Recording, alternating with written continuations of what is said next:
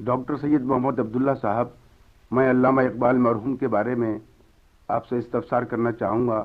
آیا کہ آپ ان سے کب ملے، کیسے ملے، اور ان کی صحبتوں میں آپ شامل ہوئے؟ آپ نے انہیں کیسا دیکھا، کیسا پایا؟ ان کے شب و روز کے بارے میں کچھ اپنے تاثرات بیان فرمائیں۔ مشفق محترم، میں آپ کا بڑا شکر گزار ہوں کہ آپ نے مجھے اس بات کا موقع دیا کہ میں حضرت علامہ اقبال کے بارے میں اپنی کچھ یادیں آپ کے سامنے پیش کروں، کچھ اور باتیں جن سے ان کی زندگی اور احوال پر روشنی پڑتی ہے میں آپ کے سامنے بیان کر سکوں۔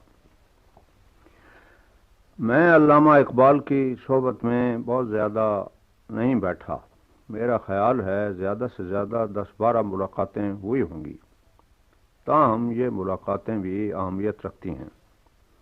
البتہ اپنے اساتذہ پروفیسر محمد شفیع اور پروفیسر اقبال اور پروفیسر شعرانی کے ہمراہ ان سے کئی مرتبہ ملا ہوں۔ اس طرح بھی مجھے ان کی کچھ باتیں سننے اور ان کی شخصیت کو دیکھنے کا موقع ملا۔ ایک صورت ملاقات کی اور کبھی کبھی نکل آتی تھی، وہ تھی اسلامک ریسرچ انسٹیٹیوٹ کے کارکن کی حیثیت سے۔ ان موقعوں پر گفتگو عموماً اس ادارے کے جنرل سیکرٹری خواجہ عبد الوحید صاحب کیا کرتے تھے۔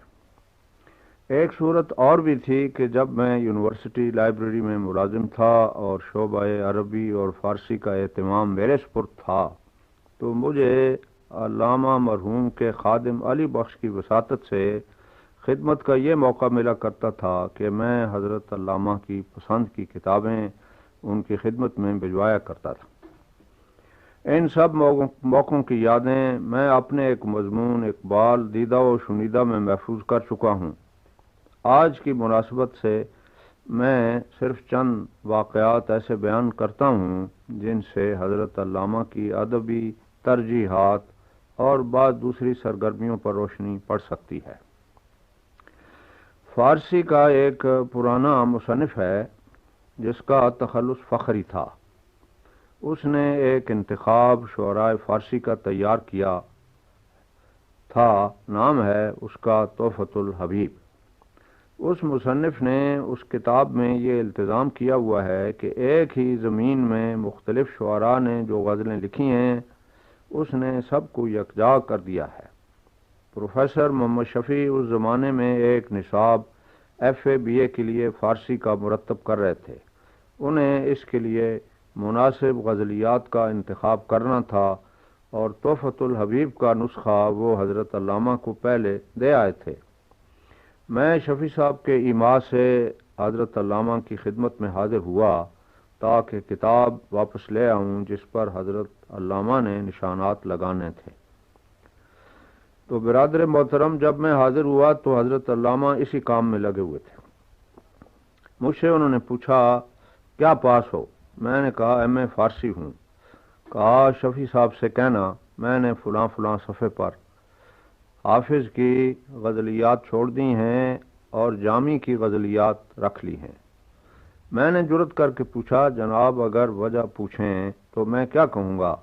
فرمایا بات لمبی ہے، میں خود ان سے زبانی کر لوں گا، البتہ تمہارے لیے یہ کہتا ہوں کہ حافظ کی غزل اصفہان و شیراز دبستان کی غزل ہے اور جامی کی غزل ترکستان و خراسان والے کی غزل ہے، اور فرق ان میں یہ ہے کہ اصفہانیوں اور عراقیوں کے کلام میں گلاوٹ تو ہوتی ہے مگر توانائی نہیں ہوتی۔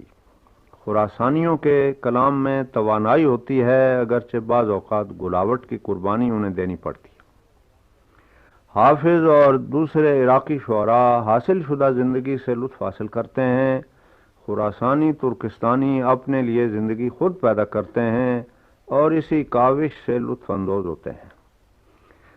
علامہ نے فرمایا تم دیکھتے نہیں کہ سب سے زیادہ کشور کشائی عربوں نے کی اور ان کے بعد ماوراء النہر والوں نے یعنی ترکستان خراسان والوں نے، کہ صدیوں سارے ایشیا پر چھائے رہے۔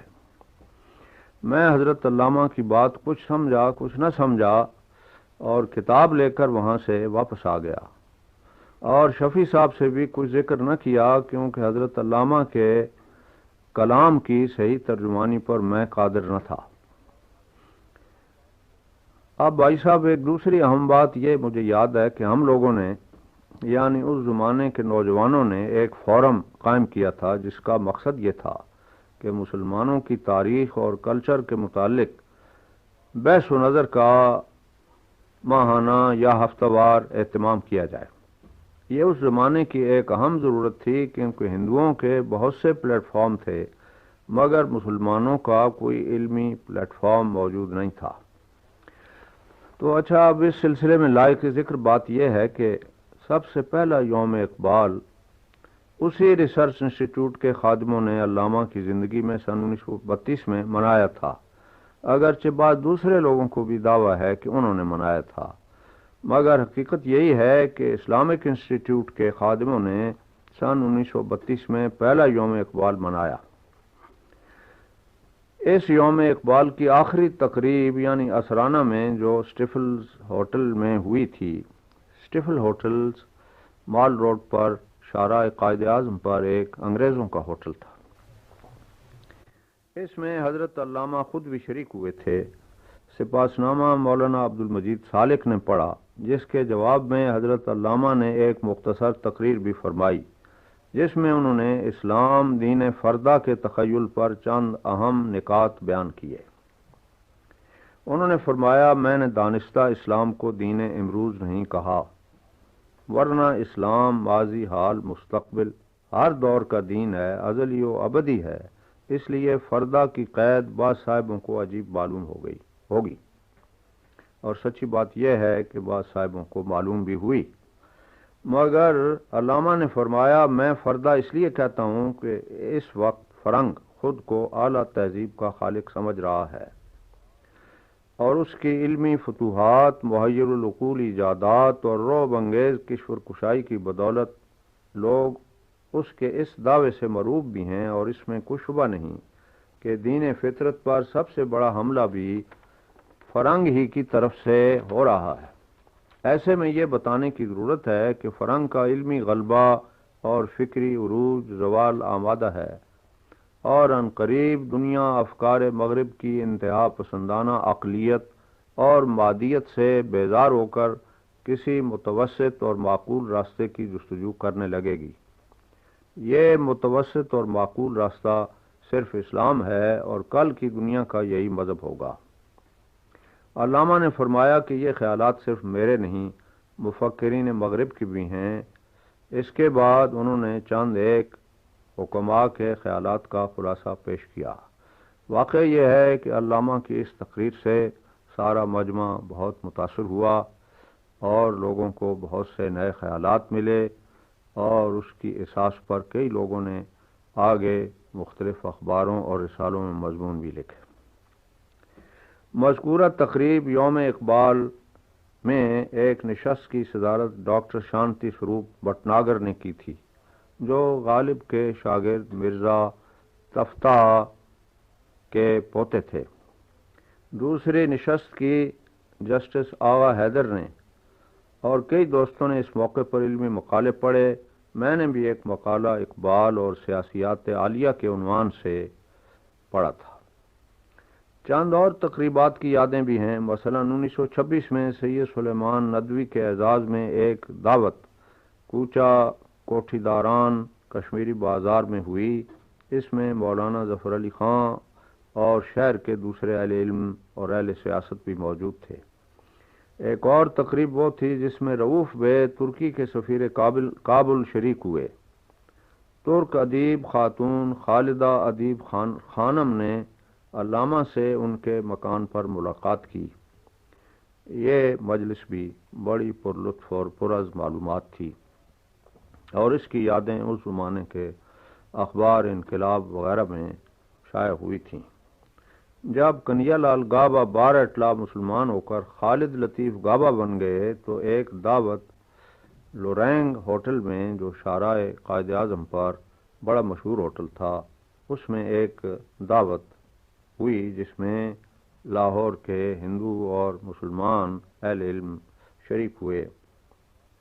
اس میں حضرت علامہ اقبال نے ایک تقریر کی اور اس میں مذاہب کی ماہیت اور مذہب اسلام کی انفرادیت پر بڑی عالمانہ گفتگو کی، اور اس مجمع کے مذاق کے بالکل مطابق تھی، کیونکہ وہ مجمع ہندوؤں اور مسلمانوں دونوں پر مشتمل تھا، اور معاملہ ایک ہندو ذی علم آدمی گابے کے قبول اسلام کا تھا۔ بات بڑی نازک تھی، تو علامہ نے جس انداز میں تقریر کی اس کا بڑا اثر ہوا۔ اس کے بعد ایک اور ہندو پروفیسر جو انگریزی کا مصنف بھی تھا، مجھے اس کا نام اب یاد نہیں، جب مسلمان ہوا تو ایک اور تقریب ہوئی جس میں حضرت علامہ نے تقریر کی، اور اس پروفیسر سے بھی تقریر کرائی کہ اس نے اسلام کیوں قبول کیا۔ اس موقع پر باہم کچھ تبادلہ افکار بھی ہوا، اور وہ بھی بڑی فلسفیانہ۔ اس کا ایک خلاصہ رسالہ معارف اعظم گڑھ میں بھی چھپا تھا۔ پروفیسر گرمانوس، ایک جرمن پروفیسر جنہوں نے اسلامی معاملات پر کافی لکھا ہے، وہ لاہور میں وارد ہوئے تو ان کے اعزاز میں ایک تقریب منعقد ہوئی۔ اس میں حضرت علامہ شریک ہوئے اور تقریر بھی کی۔ یہاں حضرت علامہ نے پھر اپنی وہ بات دہرائی کہ ان قریب ساری دنیا کا مذہب اسلام ہوگا، اور سب سے پہلے اسلام کو قبول کرنے والے مغرب کے علماء اور فلسفی ہوں گے۔ برادر محترم، اس قسم کے بہت سے واقعات اور بھی ہیں، مگر اب ان کی جزیات بہت کم یاد ہیں، شاید اس لیے کہ مجھے اس وقت یہ احساس نہ تھا کہ کسی دن مجھے بھی اس قسم کے تاثرات نگاری کا شرف حاصل ہوگا۔ تاہم اردو اخبارات کے صفحات میں اور انگریزی اخبار سول اینڈ ملٹری گزٹ میں بھی یہ رپورٹیں چھپی تھیں، اور ان سے تفصیلات جمع کی جا سکتی ہیں، اور میں نے بھی اپنے مضمون اقبال دیدہ و شنیدہ میں ان کو محفوظ کرنے کی کوشش کی ہے۔ اور قبل اس کے کہ ان اخبارات کے فائل گم ہو جائیں، یہ کام ہمیں جلد کر دینا چاہیے کہ ہم علامہ کے متعلق اخبارات میں جو کچھ آیا ہوا ہے اس کا خلاصہ یا اصل محفوظ کر لیں، تاکہ یہ بھی آگے چل کر ان کی زندگی اور سرگزشت اور شخصیت کے بارے میں ہمارے لیے مفید ثابت ہو۔ حضرت علامہ کی زندگی کا ایک ایک لمحہ شعاع علم کا درجہ رکھتا ہے، اور یہ شعاع ایسی ہے جس کی لہر کا ایک ایک ذرہ قوت، توانائی اور نور کا آفتاب عالمتاب ہے۔ ان لہروں کی فراہمی اور حفاظت کا جلد از جلد اہتمام کر دینا چاہیے۔ اقبالیات کے ایک ادنا طالب العلم کی حیثیت سے مجھے اعتراف ہے کہ میں فکر اقبال پر کوئی خاص قابل ذکر کام نہیں کر سکا۔ تاہم علامہ کی شخصیت اور ملی پروگرام سے لاکھوں دوسرے عقیدت مندوں کی طرح آز ابتدائی مجھے دلچسپی رہی ہے، اور میں اپنی اس دلچسپی کو تحریر میں اور مضمونوں کی صورت میں ڈالتا بھی رہا۔ سب سے پہلے 1922 اور 1923 میں نے علامہ کی اپنی زبان سے ان کا کلام یعنی نظم خضر راہ اور نظم طلوع اسلام سنی۔ مجھے اچھی طرح یاد ہے کہ جب علامہ نے یہ مصرع پڑھا جو خضر راہ کا مصرع ہے کہ ہو گئی رسوا زمانے میں کلاه لال رنگ، تو ان کی ہچکی بن گئی اور مجمع سارے کا سارا زار قطار رونے لگا۔ اسی طرح چند دوسرے اشعار پر بھی علامہ پر رقت طاری ہوئی اور درد کی دنیا جاگ اٹھی۔ نظم خضر راہ جس جلسے میں پڑھی گئی تھی وہ اسلامیہ ہائی اسکول شیراں والا دروازہ کی عمارت میں ہوا تھا۔ نظم طلوع اسلام اسلامیہ کالج لاہور کے میدان میں ہوئی تھی۔ 1924 کے قریب مجھے پروفیسر سید عبدالقادر استاذ تاریخ اسلامیہ کالج لاہور کی مرتب کردہ کتاب جذبات قومی کہیں سے مل گئی۔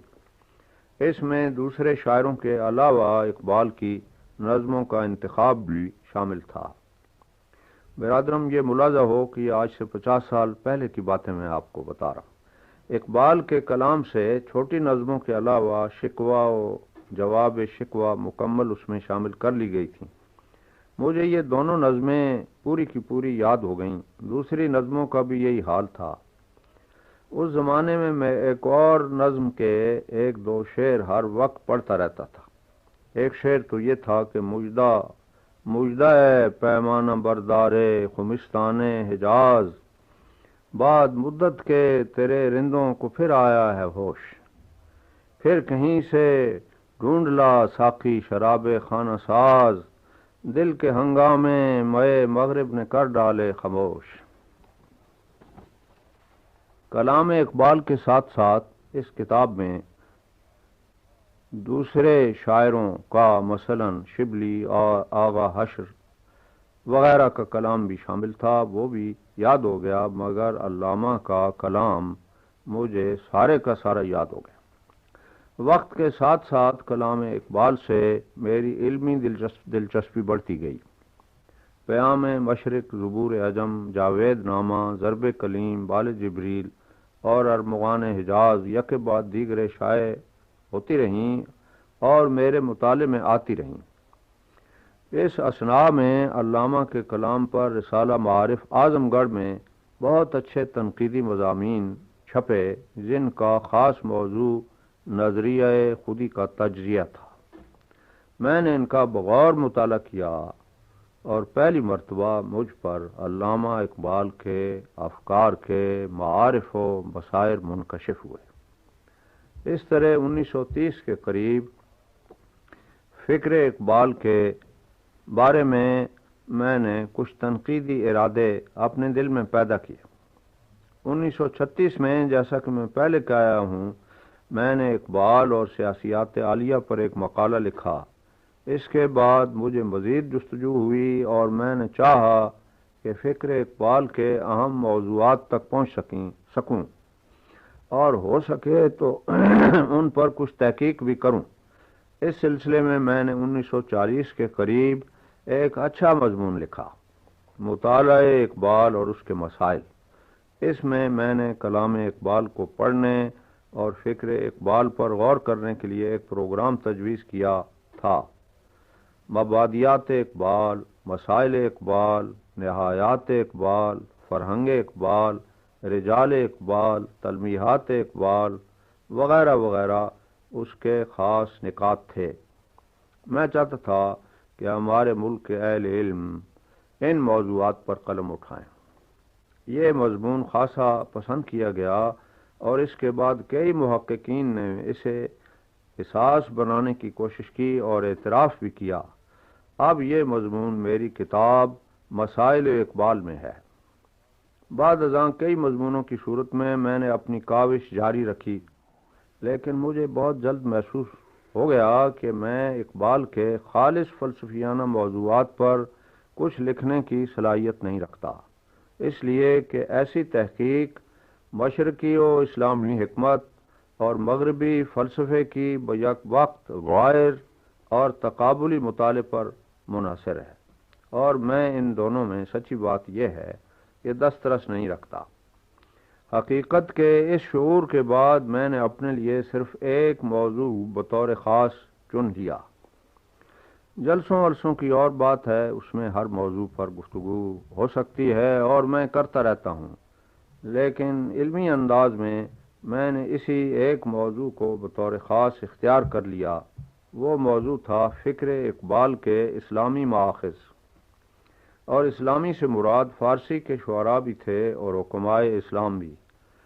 پہلے میں نے فارسی میں اقبال کے محبوب پیش روؤں کا مطالعہ کیا، رومی کے علاوہ نظیری، غالب اور حافظ کا بھی، کہ اقبال نے ان کے اسلوب کی پیروی کی ہے۔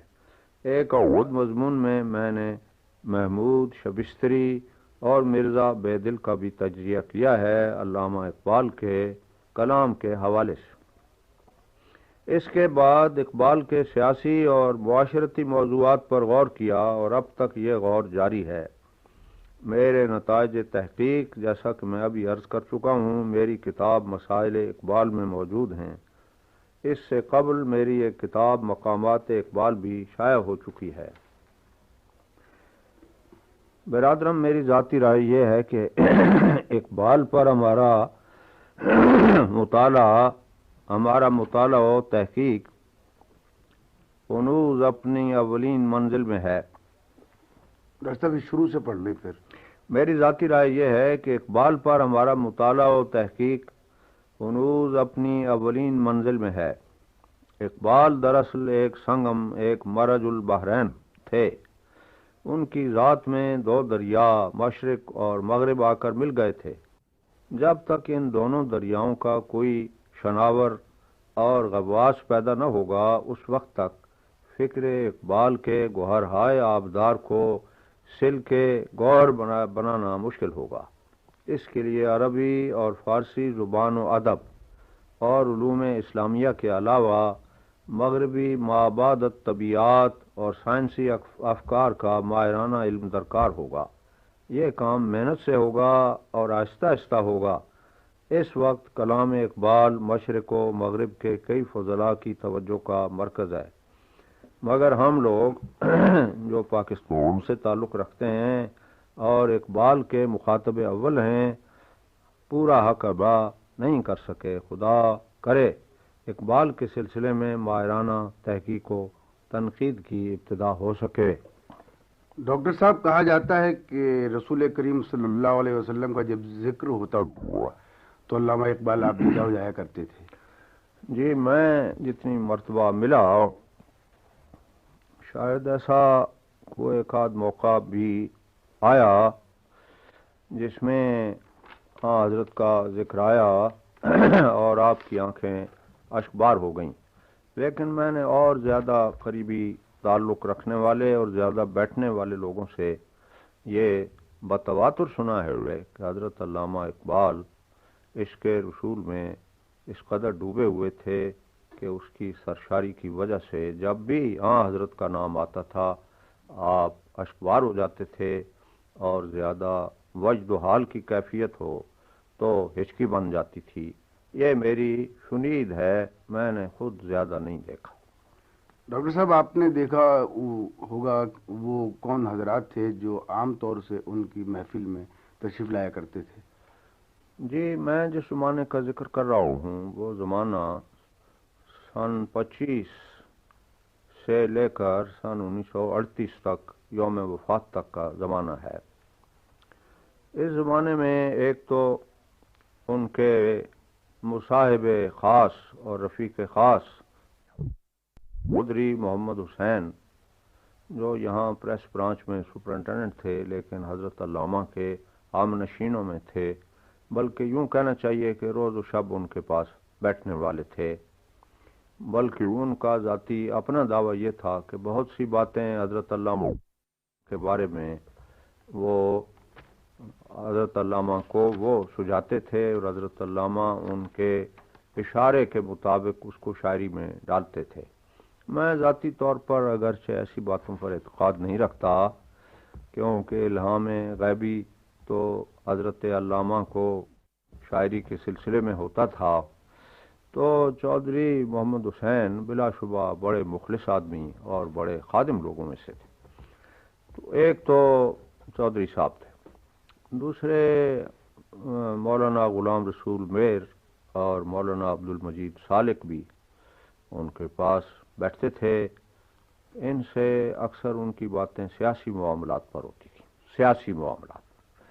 تو بعض اوقات میر صاحب کوئی تاریخی باتیں بھی ان سے دریافت کر لیتے تھے، لیکن عام طور سے سیاست پنجاب اور سیاست ہند کے بارے میں ان سے گفتگو ہوا کرتی تھی، اور کئی ملفوظات میں وہ گفتگویں ان کی محفوظ بھی ہو چکی ہیں۔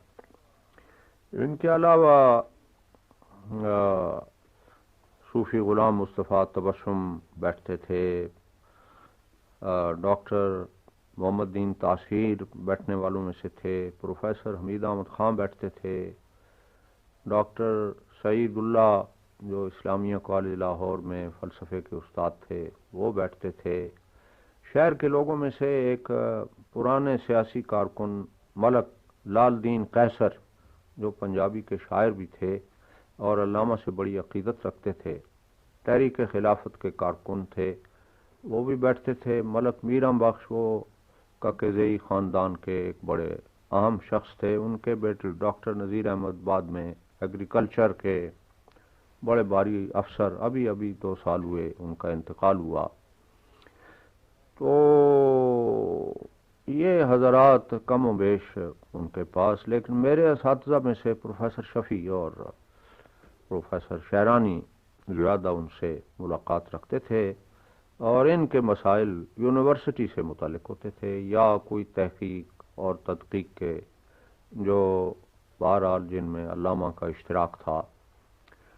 تو کچھ اور لوگ بھی تھے، لیکن اس وقت کوئی خاص طور سے میں سب کی فہرست پیش کرنے سے قاصر ہوں.